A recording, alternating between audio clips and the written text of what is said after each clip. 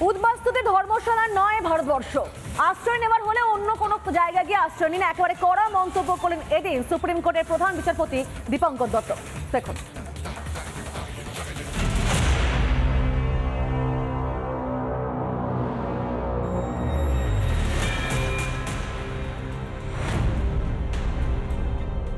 ভারত বলতেই বোঝায় বসুধৈব কুটুম্বকম, অর্থাৎ এদেশে অতিথি ভগবান সমান।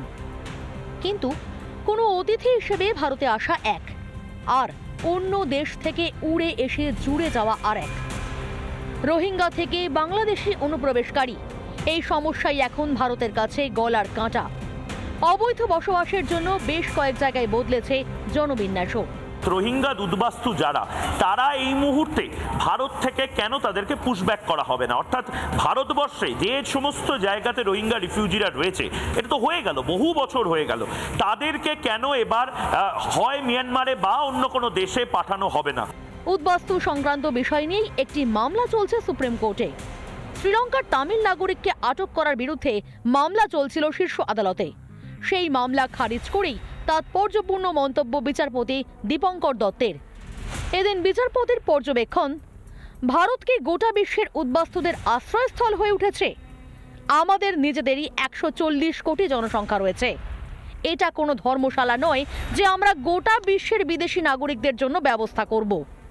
আমরা নিজেরাই আজকে বুঝতে পারছি এত বিপুল জনসংখ্যার দেশ এই ভারতবর্ষ, যেখানে যদি বহিরাগতরা আসতেই থাকে, যদি এই স্রোত না থামানো যায়, তো ভারতবর্ষে তো অসুবিধা হবে।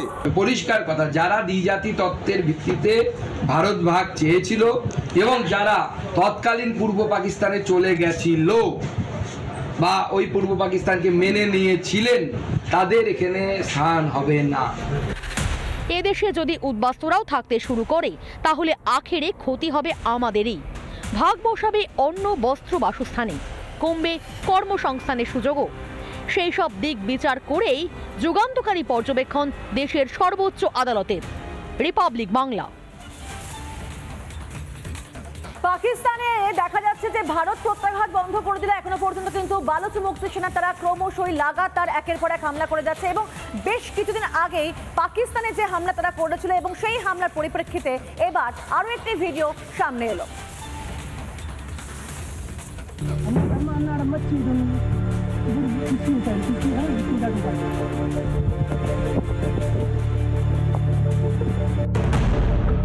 বালোচ মুক্তি সেনার দাপটে ক্রমেই দিশেহারা হচ্ছে পাকিস্তান।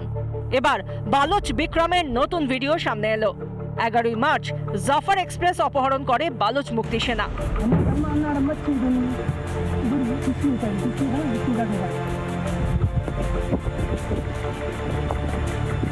ভিডিও প্রকাশ করে জানানো হয়, সাধারণ মানুষকে ছেড়ে দিয়ে ট্রেন দখল করা হয়েছে।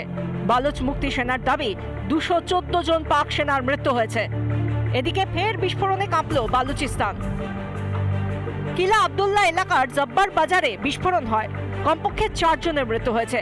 বিস্ফোরণের পর একাধিক দোকান ও বাড়িতে আগুন ধরে যায়। রিপাবলিক বাংলা। নানা ধরনের কন্টেন্ট দেখার জন্য লাইক করুন, শেয়ার করুন আমাদের ফেসবুক পেজ, সাবস্ক্রাইব করুন আমাদের ইউটিউব চ্যানেল। পাশাপাশি অন্যান্য ব্রেকিং নিউজের জন্য অবশ্যই চোখ রাখুন রিপাবলিক বাংলায়।